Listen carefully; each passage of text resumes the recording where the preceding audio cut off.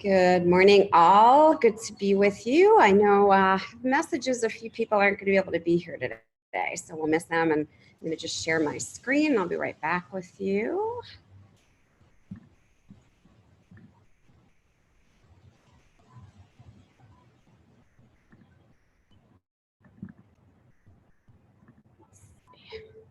Did that work? Can you see it? I love when it works. It's like awesome when it works, and it doesn't always. So we'll just leave it at that. All right, give me one moment here. So I see MJ. Good morning, MJ. I see Barbara. Yay, good to see you. Rob, we have you without video, so hopefully we can get you on video. And then I have 1, 2, 3, 4 people who messaged me that they couldn't be with us today. And today's a really important session, so hopefully they will watch this later. A couple of quick announcements. Please do not forget to get your articles in for Heartrepreneur Magazine to D. That's number 1. Hi, Rob. There you are. Good to see you. So your articles are due and need to get into D. MJ, let me unmute you for your question. Very quickly, regarding the article, I know she had the format somewhere. Can you remind me where it is at?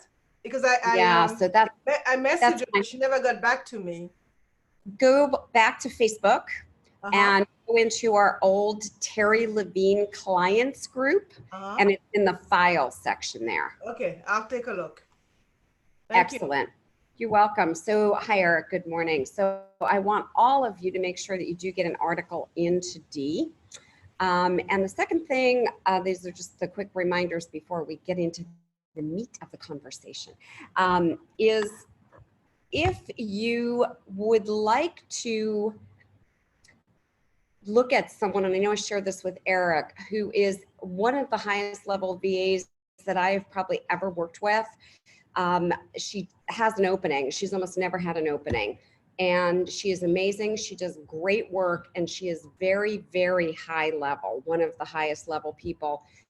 And between all of us, I told this to Eric, just zip your lips, she's really underpriced. So anyway, if you want that information, I have a PDF from her and I've sent it to Eric. If anyone else wants it, I know she has a few openings and I am using her services as well. And I know she's got some time if anyone else needs a VA. I don't typically recommend people, and I don't do affiliate relationships or anything like that. I just recommend people that I find for you guys.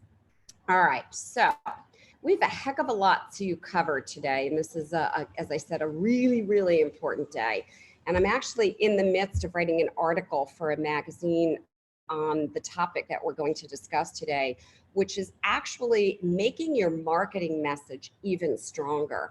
And by the way, this is something I work on in my business all the time, and it's something that Barbara and I work on jointly in what we're doing together.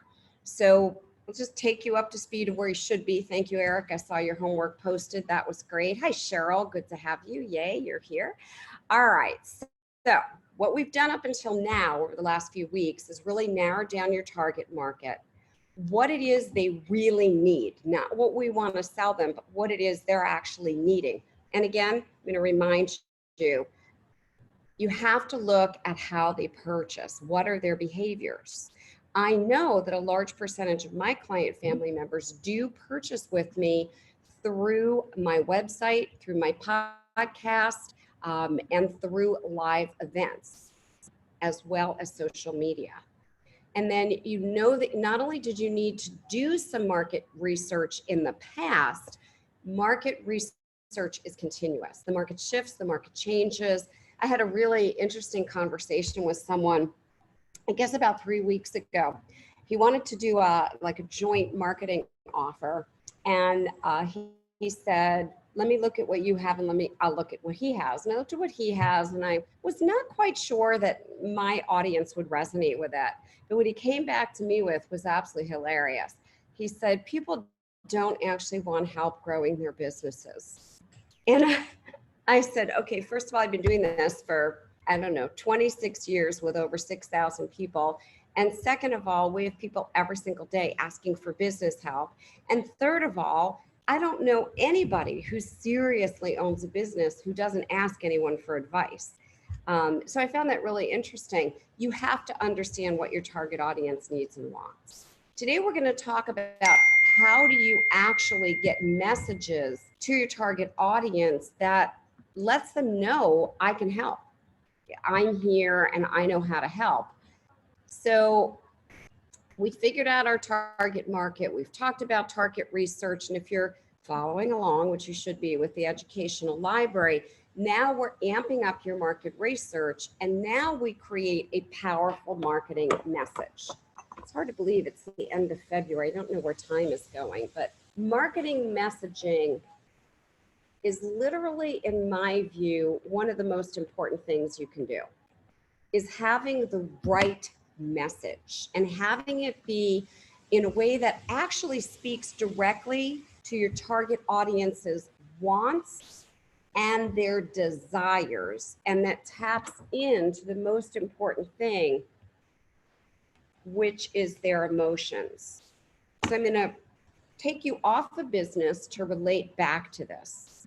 So I have had, I can't count how many people come up to me here in Mexico and say, oh my God, you're so much smaller than you were a year ago. How did you do it? And so I basically said, I got motivated to take action. Very simple. I just decided to do it. So then they start asking me, well, how did you do it? Can you teach me? Can I buy your program? Can I hire you to do it? No, that's not my business. You know, it makes me laugh. I probably could have a whole business around it here. So I'll sit down with someone and I'll tell them exactly what I'm eating and how I eat, like literally word for word. And here's what I noticed. 90-something% of the people, while they're super interested, they're really not motivated to do it. They want to continue eating and drinking as normal, and that's fine. Their body is going to look the same as it looks now, most likely. So a few weeks ago, it was about with one person, like 10 days ago, I sat down with him and I told him what to do, and he ended up going home. This is my nephew, by the way, my nephew Daniel, and he lost 12 pounds in 1 week. He's back to what he weighed at age 16, and he's feeling the best he's felt. And he shared it with his other brother, who wasn't quite as motivated, but in a week lost 9 pounds. One of my really close friends went home and said, I'm going to do this program. I'm so motivated. And she did. She went home, and in her first week, she lost 14 pounds. Everybody else, and there's probably been 18 to 25 people that I explained the program to, have not done the program. You want to find a target audience that's highly motivated. So imagine if I was charging for this, if I was a nutritional expert and was charging for this, I would have had a handful of people show up, invest, and get great results. They'd be doing testimonials. They all think this is the greatest thing in the world. Or I'd have a whole rest of people that wouldn't engage in my products or services. And this is how I think of business. And I've talked about this with some of you before. Business is a parade of people. And they're all at different places in their motivation level. You've got people here going, I'm going to wing it. I'm going to do it myself, but okay, I'll follow you and I'll kind of look at what you're doing. And then you've got people that are over here going, well, maybe I'll step up. Maybe I'm more interested. Maybe I should buy your products and services. Some of these people move up and some of these people move up, and everyone keeps moving up until they're in the top position. Some of these people drop off. They're not motivated enough. So a strong marketing message really energizes, supercharges your leads. Your lead generation comes from having the right market to message match. And when you strengthen your existing message, right, we have core unique positioning statements. And I have to say, I've been commenting in Minds. I've been doing this for a long time. I've been teaching core unique positioning, which I didn't trademark until 26 years ago, but I've been teaching that for 45 years. And I can tell you, I've never, and I'm not placating you because I'm always very honest, I have never seen core unique positioning messages as good as the ones that I've recently seen you all do in Minds. They're really strong. They're really good. They're really clear. When you develop your core unique positioning, you keep measuring it. You keep testing it. and then you keep refining it. And the key to it is also being consistent. So let's talk about this. And Barbara, you and I've had conversations around this. Someone's not here who should be here today, who recently we had a conversation about. You cannot look all scattered. And I really mean this. So for example, I do one thing. I help people grow their businesses. That's all I do. If all of a sudden tomorrow I'm like, I'm your relationship consultant. I help people have great relationships. And then I start a Facebook group for intermittent fasting. And then I have a fashion group. And then I start talking about doing videos with hair and makeup. And then I'm selling some multi-level marketing product. You will not generate a lot of leads. You're scattered. You're all over the place. You have to be very strong in, I'll say it very clearly, one marketing message, one.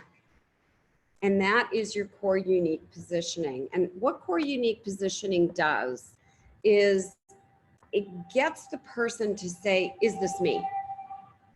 Is this person offering something that I want, I need, I desire? And is this person able to overcome my problems? The other thing is it shows people that you offer a solution, an advantage, or a benefit that no one else is positioned to do. And I mean no one else. It shows your area of differentiation. And if someone has a want, a need, a desire, it actually motivates them to take some action.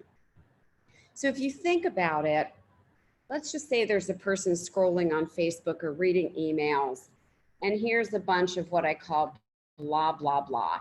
Messages, messages, messages. Think about how inundated we are with marketing on a day-to-day basis. This morning, before I got on my podcast to interview my guest, I was looking over email, and email is filled with marketing messages. My Gmail has sponsored ads on the side. Then I went to do a Facebook post, and there I am looking at, messages all over Facebook. And that's just doing two quick things. Then as soon as I go to upload my podcast, the platform that I use to upload my podcast is sending me new podcast things that I could invest in. So everybody's got this blah, blah, blah stuff. And our goal is to actually motivate people to take action. Not just to look at the words and the ad or their whatever, it's to motivate them. So the message has to be strong enough to get someone who gets really compelled and says, I'm going to go do something. The other thing I want to say about creating a core unique positioning. So the first time that I was ever involved in doing this, as some of you know, is many, many years ago. I was involved in creating the marketing message along with some other people for Domino's Pizza, which is, by the way, one of the strongest core unique positionings ever developed in the marketplace. Unfortunately, they had to change it because fresh, hot pizza delivered in 30 minutes or less, guaranteed, or it's free, had to go away because the drivers were getting into accidents and the insurance companies said, we will not allow that anymore. However, it was a very strong marketing message, which put them ahead of every chain that had been out there, including Pizza Hut, which had been the leader. Here's what Domino's did right and what many businesses do wrong. Domino's developed a core unique positioning and put it everywhere. Every ad on their pizza boxes, when it came days of newspaper ads, social media ads, it was everywhere. It was powerful. It was consistent. Their college was their target audience. They set up shops right next to colleges. So college campuses were inundated with flyers. And so lead generation was the easiest thing. Fresh hot pizza, I want it delivered in 30 minutes or less. It's just seen everywhere. Here's what I see a lot of people in business do. They develop a very strong core unique positioning statement, and then they use it sporadically. Or they use it here and then not there. And then, so I was looking at someone's Twitter profile today. Let me see if you're here yet. Oh, I wish you were, because I was going to use you as an example. I won't since you're not here. I looked at someone's Twitter profile today, and what it says they do on their website And what it says they do on Facebook is completely different as their Twitter profile. It needs to match. So Domino's, fresh hot pizza delivered to your door in 30 minutes or less, or it's free. Strong message, and they kept it everywhere. Raise your hand if you can answer this question. Tell me who this brand is. The milk chocolate that melts in your mouth, not in your hand. Who can tell me what that is? Eric, I'm going to call you. Who is it? M&M's. M&M's, okay. The reason that Eric knows that, and maybe some of you knew that, is because they used it consistently over and over and over again. There's so many, and in the educational library, they give you a whole bunch of examples. One of my favorites, by the way, has always been this particular one, which was, you know, it's kind of a silly jingling one, and they used it over and over again. So whenever I say this at events, people get it. The nighttime coughing, achy, sniffling, stuffy head fever, so you can rest medicine. Does anyone know that one? Raise your hand if you know that. Who knows that one? Barb? What is it? I think it's NyQuil, but I don't know. You got it. It's NyQuil. Okay. Good job. So here's what these companies have done. FedEx, you know, absolutely, positively has to be there overnight. Over and over again, big business has done this really well. And for whatever reason, a lot of small business owners, number one, don't develop a cups, and number two, if they do, their biggest issue is they're not consistent. Okay, so let's make sure that, first of all, your core unique positioning is refined. If you have not yet put it in minds, and I have not given you feedback on it, homework is to put your cups there this week. If I haven't yet said it was nailed, some of you have, some of you haven't. Remember that when you do a cups, you use your information you know about your target market and what it is they desire. So we have to have done the research first: problems, desires, needs, okay? And really go back to what I said earlier. People buy for one reason: emotion. So when here I am, people are asking me about weight loss, right? The people who really have a lot of emotion about their weight are the people who went home and are doing the program. I'll give you one more example of this. Barbara, you actually know this couple from Mexico, Oscar and Sonia. Okay, they're one of my favorite couples. They're really good friends of mine here, and they're just a darling couple. Oscar comes over to me yesterday and says, Sonia and I have got to lose weight. We can't keep eating like this because we're not healthy. What do I eat? So I sat down with him and told him. I could tell he had an emotional reason for wanting this. He tuned into me giving him the information. So another gentleman who's a mutual friend of ours came over and was chatting with Oscar, and Oscar said, I'm going to lose weight the way Terry did. And the other guy goes, really? Well, what do you eat? And then he looked at me and I said, Oscar, you tell him. And so I knew that emotionally Oscar had retained my information because it was important. So Oscar sat there and explained the program to him perfectly. I didn't have to say a word. And then Oscar said to me, I'm going to leave right now to go to the grocery store to buy the right food so I can start the program in the morning. Now I could tell this program to 100 people.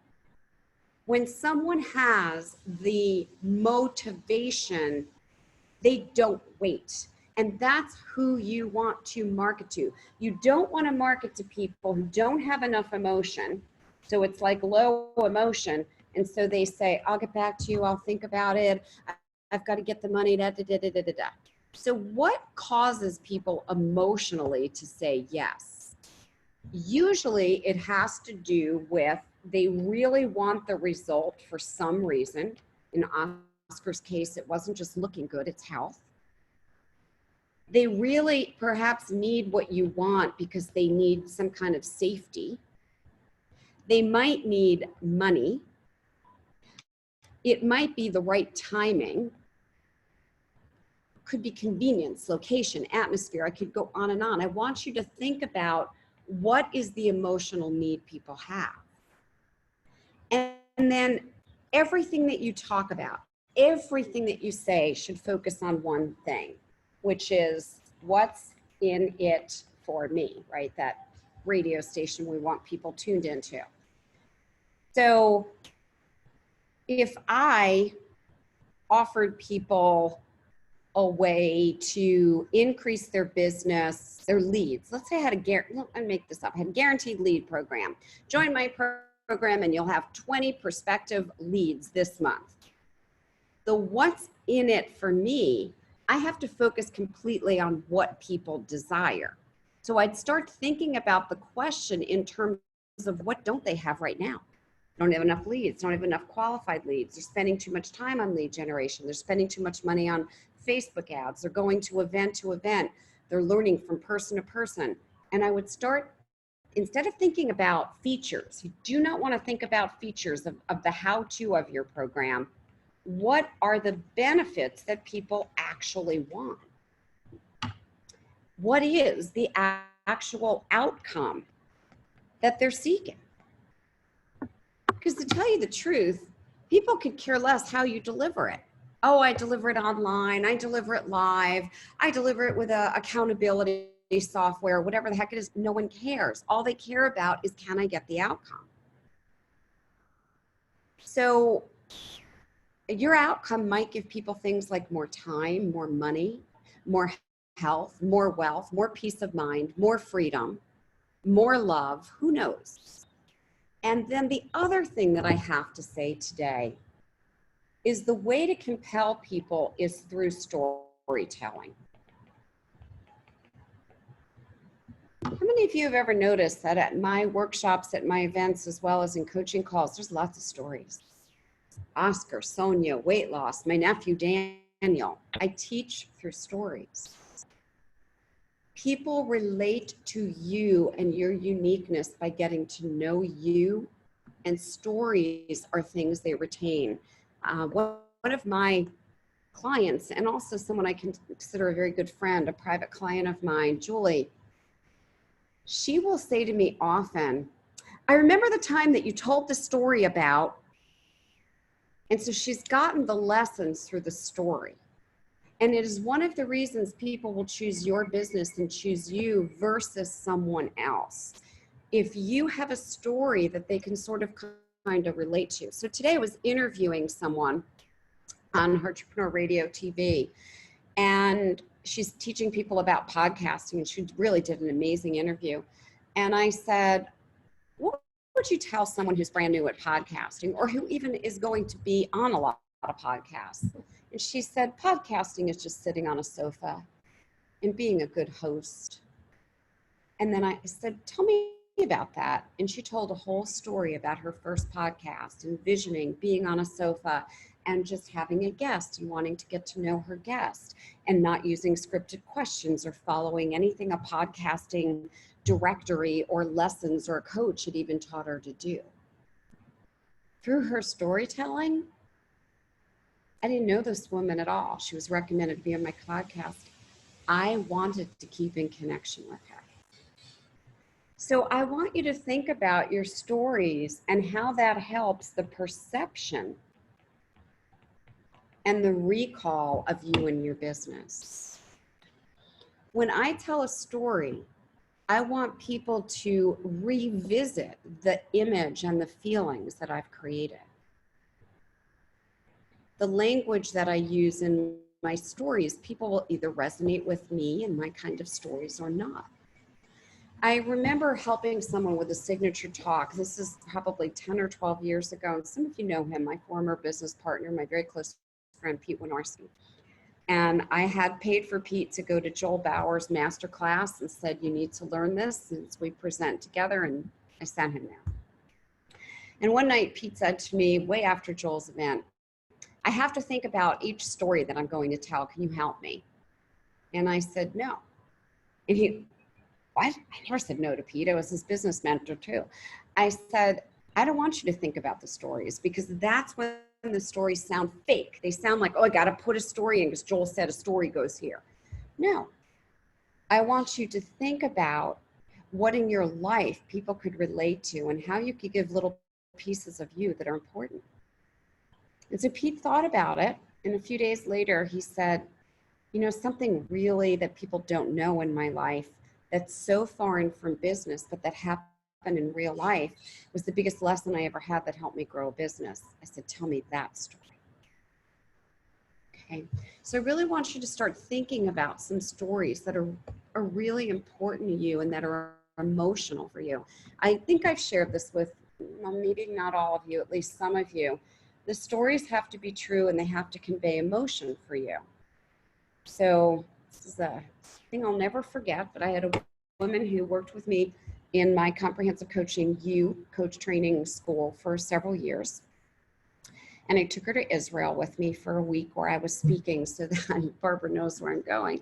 She could also learn to speak and to do a little bit of the event. So after I did like event day 3, in the morning of day 4, I let her do 1 hour. And she got up on stage and literally told my story. And I'm really not kidding, of something that happened in my life, okay? So I'm in the audience, I'm in the back of the room, and first of all, I'm somewhat flabbergasted. This is my life. Second of all, what she didn't understand is that I had spoken in Israel on 3 other occasions, and many of the people in the audience had heard me speak, and my books had been transcribed into Hebrew, and many of the people had read my books, and my stories are in my books. So she lost all credibility with the audience. In fact, people disengaged as she was speaking.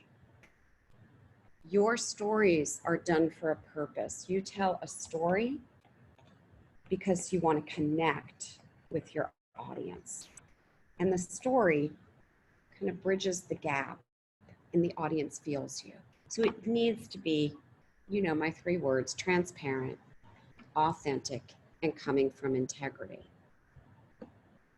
This is really, really important. The most effective marketing and the most effective marketing messages have a core unique positioning, have that point of differentiation, have it in a very simplified sentence or 2 or 3, and then are verified by stories that are very compelling and that come from your heart, come from you, and that are real. I don't just insert stories when I'm speaking, you know, in a certain place. I love Joel. I adore Joel, and he knows this. I don't always insert stories where Joel says to insert them. Sometimes I insert way more stories because in my personal experience, the more people hear the story of who I am and where I'm going, not just in my business, right? So I talk about other factors, my health, my relationships.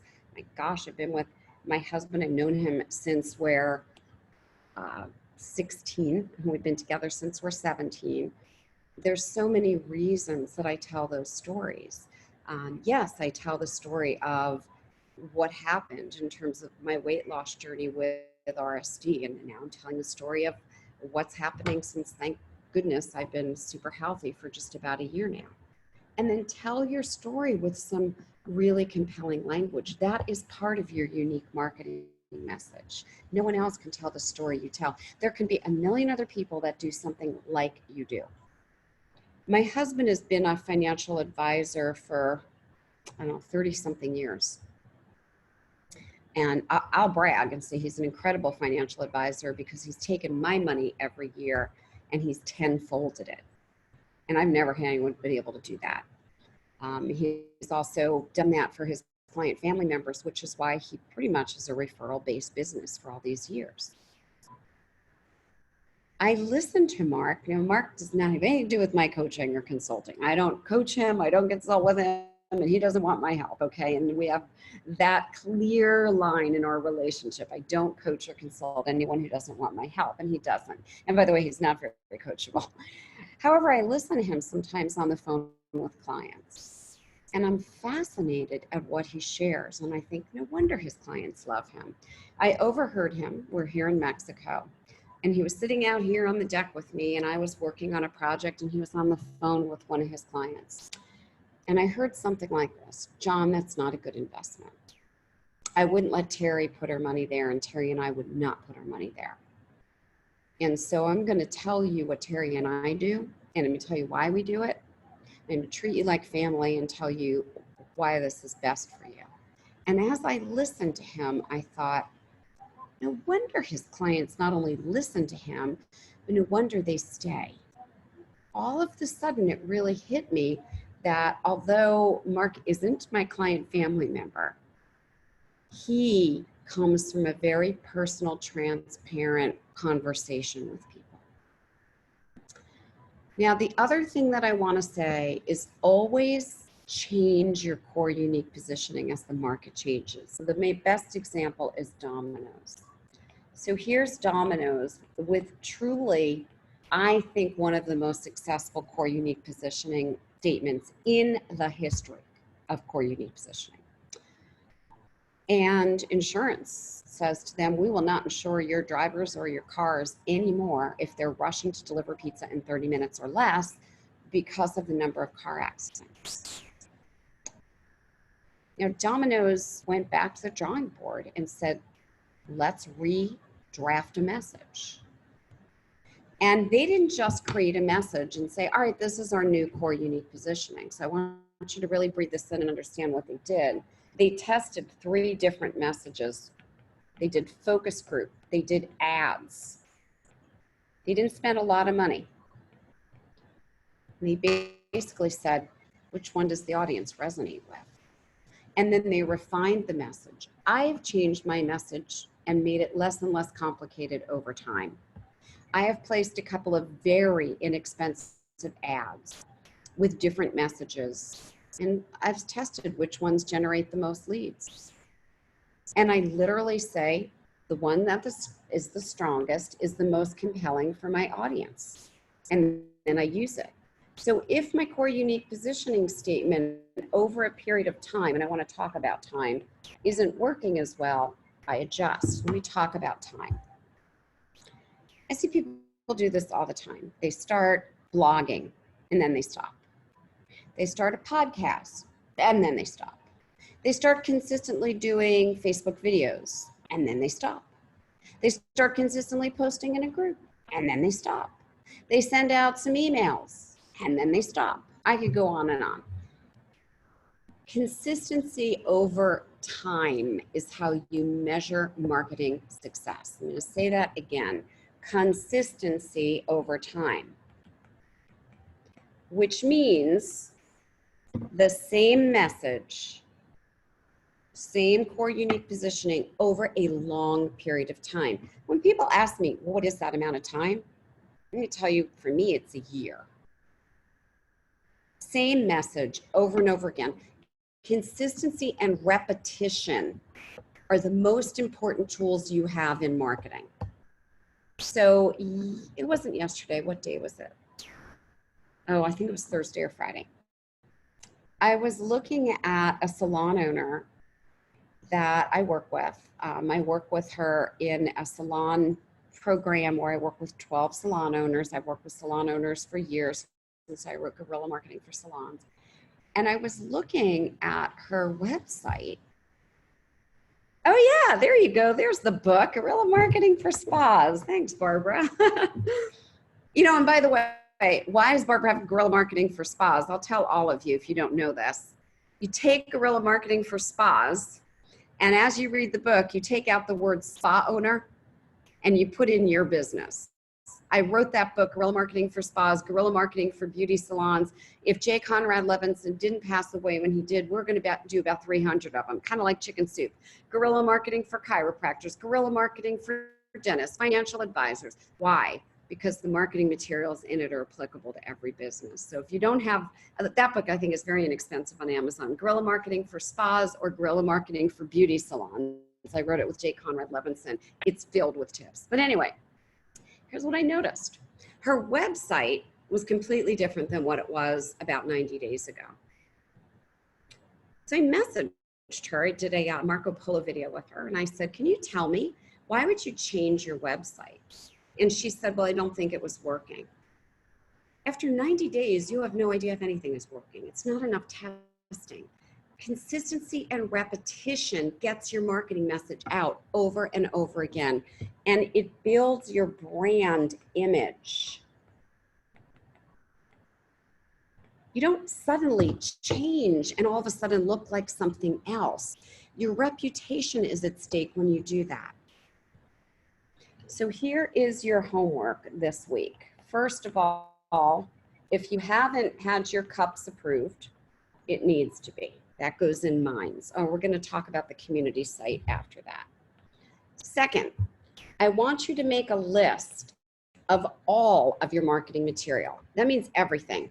If you have letterhead, if you have flyers, your website, your landing pages, your emails, every single thing that you have, any ads that you have, if you're listed anywhere, if you have business cards, whatever it is.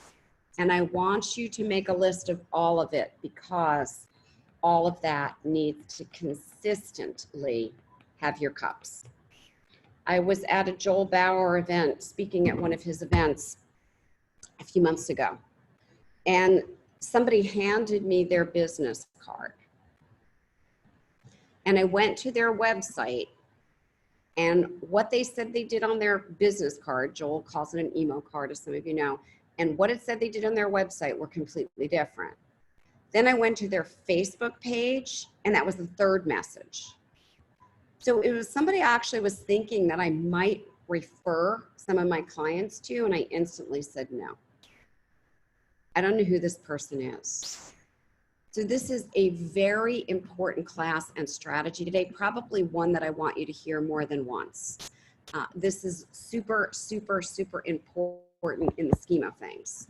It's not just having a core unique positioning statement. It's using that statement, and it's making sure that not only do you use that statement, that truly it is consistent. Now I'm going to address two other things.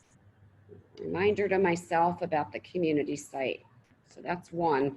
The big thing I want to address is one focus, one goal, my favorite expression. Oh, some of you aren't going to like this. Some of you who aren't here and are going to listen later, you're really not going to like this. And I'm not here to have you like what I say. I'm here to tell you the truth that will help you make money, okay? Do you have to listen to my advice? Of course not. Will it benefit you to listen to it? Big hell yes, okay? If you fell in love with a multi-level marketing product, awesome. Use it, buy it. Please do not start being a representative, okay? Now don't go, oh my God, Terry's against MLMs. I owned an MLM. Pay attention. I owned an MLM. I started the company and I founded the company. Why? Because I own businesses. I sold that business in 1983 for $12 million. If I was representing somebody else's company, number one, I have no business to sell. Number two, I have no business to pass down. Number three, I own nothing. I'm an independent contractor, which is a sales rep for a company that could go out of business, that could decide not to have distributors, a company that could decide, like Avon pretty much, we're going to sell mostly online, could merge with another company, could be shut down, which many MLMs are. Some of you have heard of the company LuLaRoe. It's probably going to go out of business. It's being investigated right now as a Ponzi scheme, and the owners are being sued for over $360 million and are facing jail. Let me explain something to you. When I say one focus, one goal, I mean it. Please don't start representing somebody else's product or service, or even necessarily trying to search for something to white label. You can white label things if there is enough income in it for you, and then make it a part of your business. But you can't just white label something and think that's going to be my business because you have nothing to ever sell. Okay? So I mean one focus, one goal. Some of my client family members who aren't with us on this call today, I see you on Facebook marketing your business thing and being a speaker for this thing, or running a program for this thing, or being an author for this thing. And meanwhile, you're trying to sell some, I don't care if it's face cream or some supplement or natural health thing. Those are great things. So I buy lots of things from MLMs and then I recommend them, not as a distributor. I don't have a link. So I use a lot of essential oils. Some of you know this. I don't sell them. I don't have a link to them. And if people say, oh, that's really awesome, I love it, I'll say, oh, go to the website. Not my website. I buy from 3 different companies. Go to any other sites. Yes, I drink some protein shakes. I happen to really like them. For me, they taste good and they keep me full. They said to me, oh, do you want to be a distributor? No, I don't want to be a distributor of my own business. I'm going to sell something. I'm not selling a shake where I make $2. I'm going to sell my own thing where I keep all the money. All right. So I really had to say that because this weekend I had a little bit of free time to look at Facebook and I was shocked. And I mean shocked to see a few of you like representing other things that you don't own. Those of you who own things, who represent MLMs that you really believe in. And by the way, direct sales is MLM. Call it what you want. If it looks like a duck, walks like a duck, talks like a duck, and quacks like a duck, it's a duck. We've changed the name MLM to direct sales because MLM got a bad rap.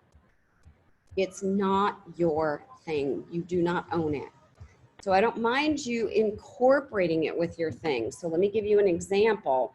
Let's say, let's pretend I was a health coach and there was a certain supplement I wanted to sell and I wanted my clients to use it, and certain oils and certain equipment that I really thought all of these things together will help my client family members. I might represent them on the side. What I do is I'm a health coach. And in my conversations with you, I might say Eric or MJ or Cheryl or whatever, you know, by the way, this supplement has helped a lot of my client family members. I do distribute it as part of direct sales. If you're interested, I can offer it to you. Notice my words. I do distribute it as part of direct sales. If you do an affiliate deal, some of you don't do direct sales, tell people. There is a mentor of mine I love, adore, and highly regard who has a very major affiliate relationship right now. And I mean major. It is bringing in a huge percentage of that person's income, who is not telling people that that is happening. Please be in integrity and tell people. I get commission from Dub. If any of you ever sign up for Dub, they give $5 to me, which goes to the RSD Foundation. If you decide to sign up for Dub, I'd love for you to use my link for the $5. I do not have any other affiliate links, okay? I don't choose to. If I ever do, I will tell you up front, I'm an affiliate for this person. And by the way, I still won't recommend anybody unless I use their products and services and believe in them. Okay, I wanna make this really clear just because of the scattered stuff that I'm seeing. And then the final thing, James and I talked this morning and I'm like, oh, I'll tell my clients, and almost forgot. So we did test the community site at heartrepreneur.com last week, and it technically is ready to launch. It just doesn't have the graphics on it. And I don't want to launch anything that's not 100% in line with my brand. So the graphics and the colors need to match my brand. So it may be today, it may be tomorrow. I know you're all waiting. Just give me one more day. I love what we built and I can't wait for all of you to see it. And the guy that built it, don't tell him I'm telling you this, he's very inexpensive and he has revised this for me probably 50 times at no cost to make it perfect. We got it to where we can upload any kind of file. Because I had something I wanted to upload in Publisher. Facebook doesn't let you do it. Minds doesn't let you do it. I'm like, it needs to upload in Publisher. We couldn't find any membership site that did that. So he just did the software and created it for me on Friday. So you'll be able to upload any kind of a file there. You'll be able to upload videos. There's private chats. There's all kinds of things. It's so robust. And I'm very excited about it. When it's released, we'll get off of Minds. We'll use this community site. There'll be two. There'll be one for client family members, which are all of you. And then there'll be one just for my proteges, the handful of people that have been in that program with me, because you have access to some other things. And you will see how we're also going to make a community site for the general public, which is what I'm going to recommend that all of you think about, because you do need to have email lists. And it's the easiest way to get people's email is getting them to be part of a community site that has value. I'm going to say that again, that has value. Every time I go to people's websites that want me to join their newsletter or download their bloppity blop, I don't do it anymore. There's just too much of that. I'm not really interested in 50 people's special reports or videos. I don't really do it anymore. And a lot of people will sign up for a newsletter or your download. Many of you have seen this. They get it and then they unsubscribe. A community site keeps people engaged. All right, let's see. All right, I covered everything I need to cover. Yay! So let's get into questions. I'll tell you who I'm looking at on the first screen. I've got Barbara, Eric, Rob, and MJ. Barbara, you're first. There you go. All right. I have been thinking a while now about building a sales team, people to help me fill events, eventually do calls for me, not yet, because I'm still doing mine right now. And I just wanted to know if you have any like tips, tricks, because I literally have people all the time that want to help me with things. And I've been giving, it's been informal. So like with my current clients, if they refer somebody that signs up to my program, I give them 10% minus commission of anything that I sell for the lifetime of the client. And that's for my current clients. Sometimes I'll do similar things that you've done, like offer your clients tables if they bring a few people. But I'm looking for something a little bit more formal where I would give people real training. And I just wanted to know what you think about all that. Great. And this is going to be helpful for everyone. So my recommendation, let's start with sales team, is we don't want to have a sales team until we have lots of qualified leads coming in on a regular basis, number one. And number two, until we know that we're great at sales so we can train others, okay? I've seen in the years I've been in this coaching profession, I've seen many people go to a sales team who aren't good at selling themselves, and therefore they're not good at the sales team, and it doesn't work really well. Okay. So that's kind of the qualifications. The second thing, and this is going to be a little unconventional for some of you. When I had a sales team at Comprehensive Coaching U, and we had 8 people, we were getting about 200 leads a day, which was a lot of people to keep up with. And they did need to have some conversation, or we did take credit cards on the phone. There's a whole lot of reasons I needed a team. Obviously, it was way bigger than I could do. I couldn't handle 200 leads a day. I charged, it's a little unconditional, I charged people to join my sales team. Why? I trained them in selling, and the method I taught them, they could then use in their business, or they could be using in their business at the same time. So they actually became professional salespeople who could sell. And then they paid me for the training. And then I never guaranteed them income or leads. I want you to pay attention to the most important word. Barbara, you know this word. Eric, you know this word. Some of you know this. Mia, you know this. My Joel Bauer favorite word that he ever taught me is potential or potentially. It is the best word he's ever taught me. So I said, potentially, you will get leads. And if you do a good job at the leads, potentially you will get more leads. Okay. And so then I did tests, and let me tell you how I train my sales team, and Barbara, you are a bit familiar with this. Number one, they had recordings of me actually doing the selling, and they also had Zoom training with me doing it. And then before they went and they sold, they actually role played and let me hear the role play. They either did it with me or they did it with other people so I could help them. The second thing that we're going to talk about, we talked about this one, are the calls. I really believe that for at least a solid year, and this is for all of you, you need to be the one doing every call, and I mean every call. Let me explain why. And I was thinking about this on the interview that I did today with the podcasting person when she said to me at the end, God, you're so natural at this. And I said, I wasn't. I started a podcast when podcasts were first invented called The Sounds of Coaching, and it wasn't good. I had 5 questions. I asked everybody the same questions, and I don't know that I even listened to the answers because I was nervous. I said, here's how I got good. I did a year of those shows, 1 show every single week for 60 minutes. This is how I got good at video. Barbara, you've said to me sometimes, oh, you do that so easily. I did a video every single day for 365 days. Now I just turn on my camera. It's so easy. How did I get good at content creation? I did a blog every single day for 6 months. Now it's just easy. I recommend that you personally do the calls for all of you every single day for a year before you even think about bringing a salesperson on. And for filling events, I do this, Joel does this, and many other speakers do this. I ask people to do something in order to come to my event for free or to get a booth or whatever. And it's very simple. Bring 3 people.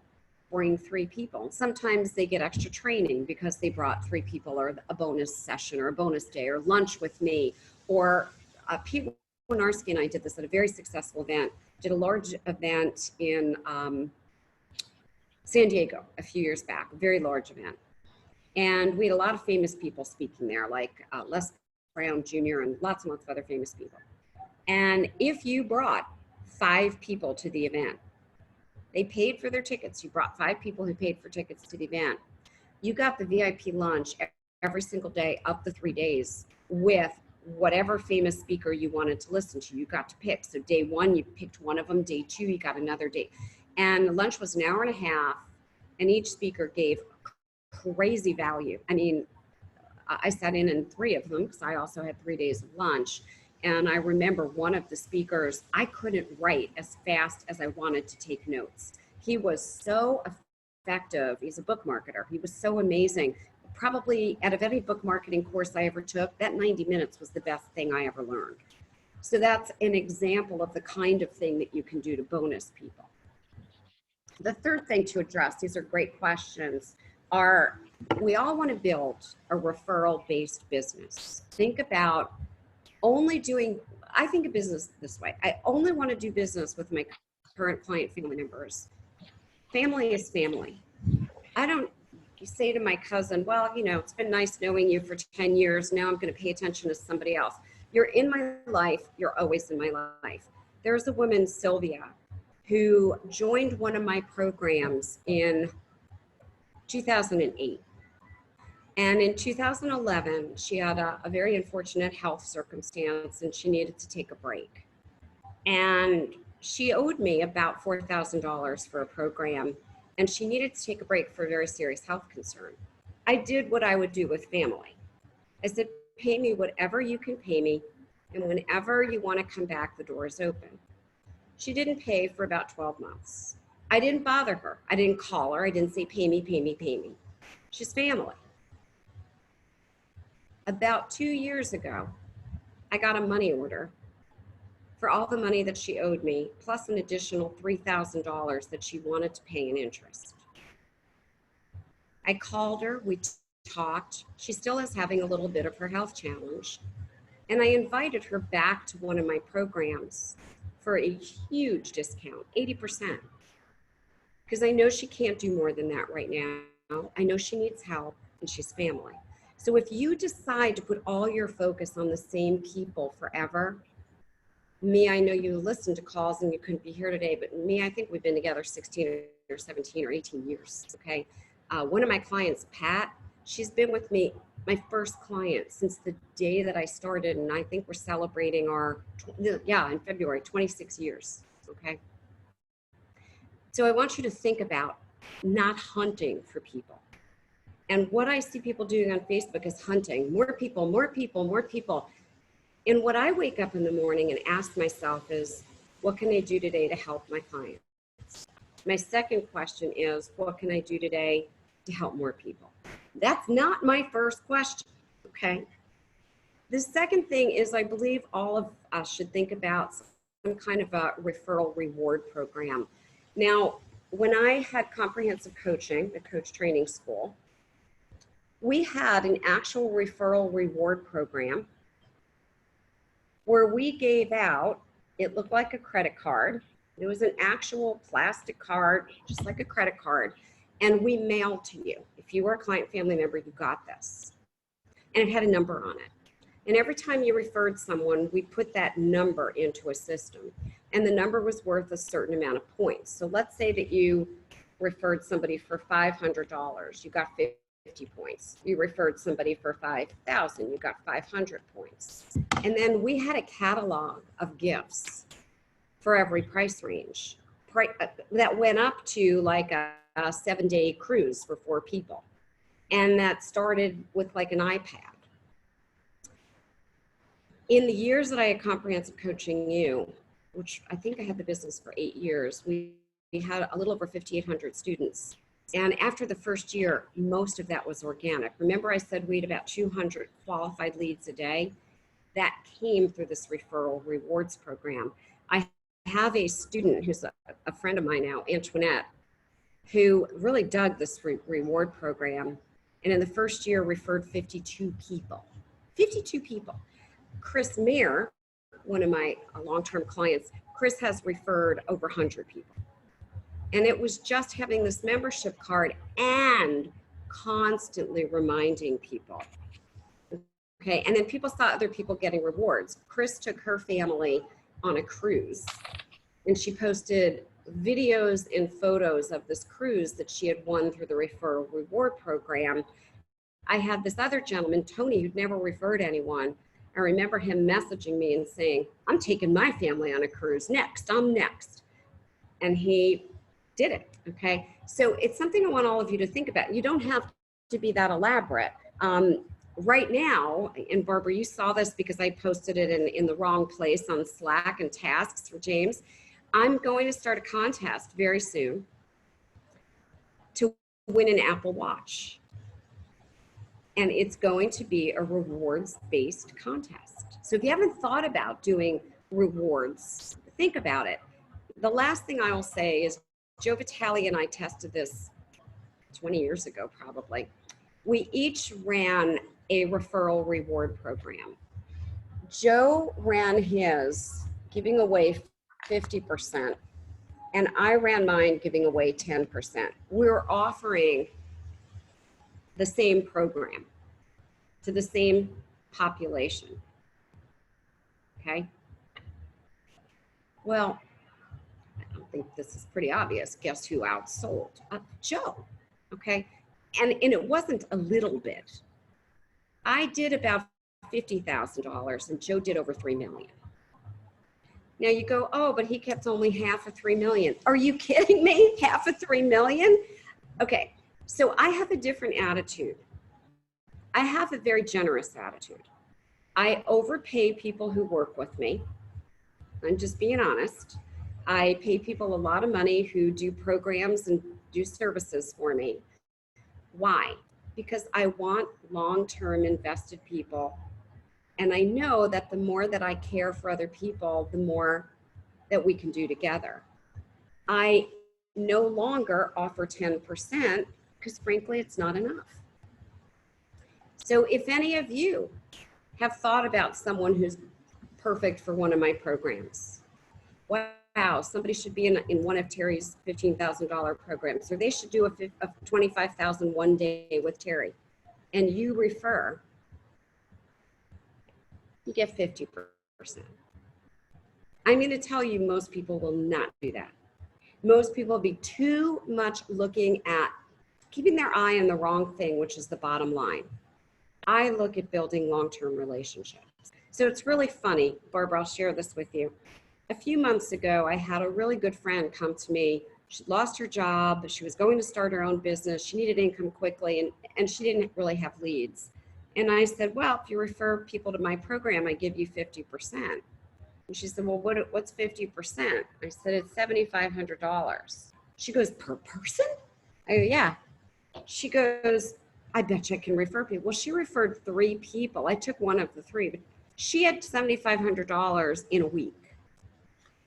So she said, maybe that should be my full-time business, just referring people to you because it's passive and I didn't have to do anything. So I just want you to think about being super generous. Your 10% is not going to motivate me, Barb. 25%, sort of. 50, yes. Now, if that means you have to raise your top line a little bit, do it. So if my $15,000 program had costs where I couldn't go, wow, if I give away 7,500, there's nothing for me, I would literally increase this program. I might have to go to 20,000. Okay. I'm just telling you, it's the fastest way to grow a business is to have other people help you through a reward system.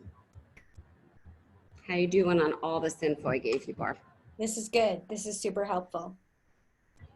I'm assuming And that if you go for the calls I do for you, just I don't get 50% of those. Damn. So while you don't get 50% of calls, if any of you go generate the lead yourself, pay attention and directly get the lead. So why don't I do 50% when someone does calls? This is a really good point. I have a lot of marketing to get somebody to do a call. My marketing expenses to get one $15,000 client from Facebook can be as high as $7,500. Mm-hmm. So I can't give, in that case, I can't give away 50% because I don't have it, right? So I have a marketing team, I have Facebook ads and lots of other things that go into that. However, if somebody generates, and this is for all of you, if somebody generates a lead for your business and they do all the work, all the marketing, all the work, I give them 50%. So let me give you an example. I was speaking at someone's event about a year ago. And to speak at their event, they said, we want to take 50% of your program because I'm putting the butts in the seat. I said, happily. And they said, you're the first person to say that. We've asked 6. Why are you saying yes when everybody else said no? I said, because all the work is getting the right people, the right butts in the seats, all the marketing time, energy, money. You know, when Joel does an event, for example, you think people are just automatically in the seats? They're not. There's a huge amount of marketing. Right now, there's a huge amount of Facebook expense. One of his events was over $80,000 in just Facebook ads. So if you're going to put the right people in the seat, you could take 50% all day long of my products, programs, and services. So I want all of you to think about that. Does that make sense, Barb? Yeah, it does. And I'm just thinking about that because like I'm doing an event on Thursday and a couple of people have referred folks, but not a lot. So yeah, I might be, I'm not sure if I'll do that with my current clients. So if they bring someone and then other folks, I can give them 10%, like that are not my current clients. If they, I would still think of going a little higher than 10. 10 is so cool. It just wouldn't even get my attention. Okay. A little bit higher. If you can do 20 to 25, that starts to get people's attention. That makes sense. No, this is good. Very, very good. And this is something for all of you to think about. If there's other people in this group that you're seeing their programs, products, and services, and you think, hey, maybe it would be good for us to do an event together. Or maybe it would be good, you have my audience, I have yours, you can send people to me, I can send people to you. Reach out. I have had clients do business together for years and years and years. Rob and Cheryl doing heart-centered couples fit in with Heartrepreneur. At some point when Rob and Cheryl want to do an event, I'm ready, okay? And I'm just using them as an example. Mia works with moms, right? I don't work with moms, yet I help people with business, right? Barb and I, we've done events together. So just think about how did people tie in? MJ, you have like a natural way to tie in with D.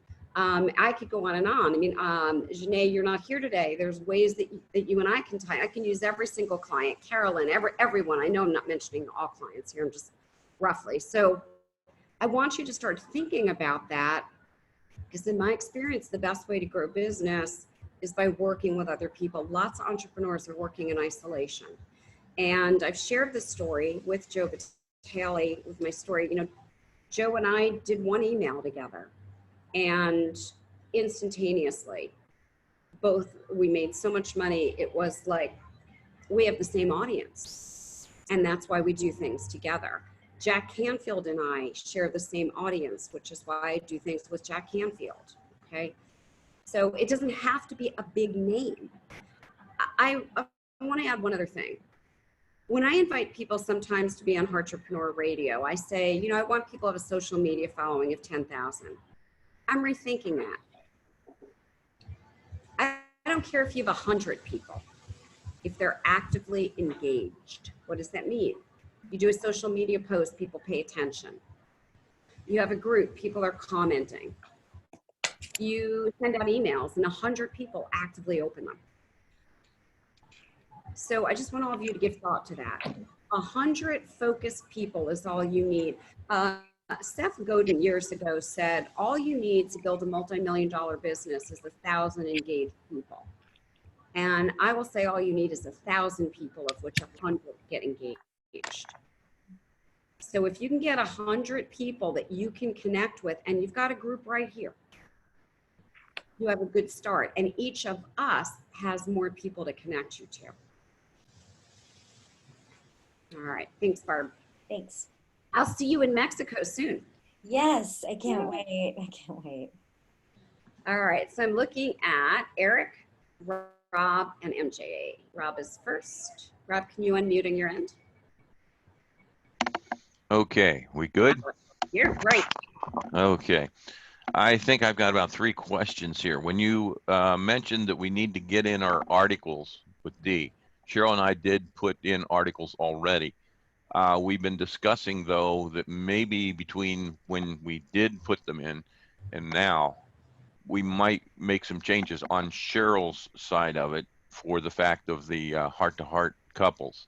Would that be something we should discuss with Dee in making that change? Excuse me. Yeah. Yes. Okay. And it might be for this issue coming out. I don't know. It might be too late. However, talk with her. Okay. Very good. My second one, I think that you were definitely speaking to Cheryl and myself with what we have on the web with inconsistencies, because I know that Cheryl, when you look at her Facebook, it still talks of what we were doing 10 years ago. So we do need to clean that up for sure. Now, you did say on the distributorship thing that all you do is just make the comment as such. What if Cheryl focuses on one thing in the couples and I focus on the other? Are we okay with that? I mean, I've had that for a couple years now on mine. Can you give me an example? Well, okay, for the couples, that would be Cheryl. So we clean up everything she has, and she would have nothing but the couples thing. Okay. For myself, I'm trying to figure how to marry what we're doing with the Beamer. Because I still am working with that, and that would be the one that I think you were speaking of with the. Yeah. So here's what I would do. And yeah, I was talking to you as well as some others. I would have everything that Cheryl has. Heart-to-heart couples, heart-to-heart couples, heart-to-heart couples, every single thing. She becomes sort of the face of heart-to-heart couples. And of course, you're joined in it with her. She's the primary. And I would put all of your focus on the Beamer. Okay. And by the way, I would probably shift and have Cheryl's articles in Heartrepreneur magazines be heart-to-heart couples, and yours be health and the Beamer. That's what we've done with Perfect. our articles. So we're good with that. Okay. And let's see one thing. Oh, I guess I have to get a hold of James. I cannot get into your private Terry Levine clients. My password or something isn't working again. I have allowed Cheryl to be posting. I haven't really been active on it. Do we get cut off if we aren't staying active? Say Terry Levine clients. What are you referring to? I wanted to post what our homework. In Minds, you mean? Yeah. Okay. Yeah, get with James on that and he'll help you. Unfortunately, we should be off of that in the next day or so, but in the meantime, get with James today. Okay. I've been allowing Cheryl to do it, so I don't know that it's really a major thing, but yeah, I've seen Cheryl. Yeah, I don't know how to figure that one out, but get with James. Okay. Thank you. That's it. Okay. Thanks. You're welcome. I'm looking at Eric and MJ. Anything? MJ, I'll come to you. Hi, there. very quickly, Terry. Sorry, I was late in posting my homework, so it is there, and I know you're trying to change the platform, so make sure you take a look and before Thank you we for the reminder. okay. I checked mines this morning and then I will check it again this evening. So you'll see. Okay, and I do apologize. I had so many things going on again I this know. week. Yeah. You don't need to apologize. It's all good. Thank you. All right. Thank you. All right. Let me see. I've got Eric and Cheryl. Anyone? Cheryl? Got anything, Cheryl? Raise your hand. All right. There she is. Go ahead, Cheryl. Okay, so I think, the next thing that we haven't done is our application. So shall we fill an application out and post it? And then we have the webinar to actually do. And I guess I was thinking that we would reach out to James after we have, or do we show you what we've done? What are our exact steps as far as that webinar? Because we need to wrap that up. Yes, you do. So fantastic question. And it's the action that everybody needs who hasn't finished it. What you want to do is first you want to send me just your PowerPoints. This is for everyone. Just send me your PowerPoints. And we send that through Minds or through the new community? Send that right now through email, terry@entrepreneur.com. Okay, and if it's too large to upload, send it for free by WeTransfer.com. Okay, and please, this is for all of you, never, ever, ever use WeTransfer.com on your phone or tablet. That puts a board, and that's not what we want. WeTransfer.com has to be done from your computer. Just go to WeTransfer.com, it'll say upload file, put in my email address, and it will come to me. After I say yes to the slides or make changes to the slides or suggestions, then you record the slides and then you send it to me again through WeTransfer.com. And that time it is sent through a movie file because that time it's not PowerPoint, it's recorded as a movie or an MP4. Okay, so it's going to have video. I'm not worried about the application until we have the webinar up and on a page. So then you connect with a virtual assistant. James is great at this. He does this all day long. If he has availability for you, he's very inexpensive. He gets your webinar up there. Before the application, you're going to need a landing page where all of this will sit on. So if you go to tlwebinar.com, that's an example of a landing page. And by the way, that one is really working. We've done a lot of split testing on it. It's doing really well for us, tlwebinar.com. And then you can model my application. So if you want to see the application, some of you have been like, I want to do this, and you can see the application. James can give you the direct link. So just do me a favor, ask him for the direct link versus signing up for a blueprint, because first of all, then you're going to be charged. And second of all, then you're going to take Barbara's time and none of you need a blueprint because you already have me. So if you want the direct link, I don't actually know it. The direct link to James, I want to see the application connected with TL Webinar. He can send you the direct link so you can avoid all of that other stuff. Okay. Okay, and the other, we also, go ahead. Shall we also consider having our own website for the couples and 100%. creating the community like you're doing? 100%. You want your own website. All of you want to have a blog. I don't care if you blog once a week or once a month. Blogging is what updates your website. Otherwise, you have a stagnant flyer, and Google hates it. A blog can be a simple video. Hey, it's Terry Levine. I thought I would tell you today about why a marketing message is so important. Boom, I upload it. There's a blog. It can be an audio. It can be written word. You can have guest bloggers. You don't want to blog yourself? Ask somebody else to blog. I probably get 50 requests a week for people who want to blog because I get so many downloads on my blog. By the way, my blog, I've said this before, is open to all of you. If you haven't done guest blogging for me, you have that ability anytime.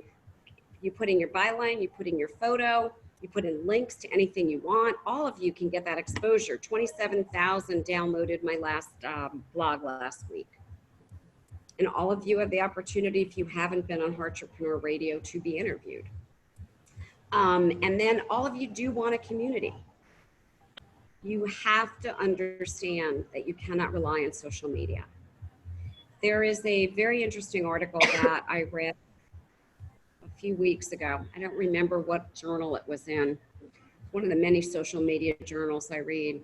And they actually predict that Facebook will be gone in 5 years. Now, I'm going to tell you that I hope not, because I have a tremendous amount of stock in Facebook. However, I am watching over the last 2 years what I'm calling the slow demise of Facebook. I'm watching it. I used to get all my business, all my leads, and make all my money from Facebook. Those of you like Robin, Cheryl, and Sam who were at my live Facebook event, Facebook was just like crazy. It's not, okay?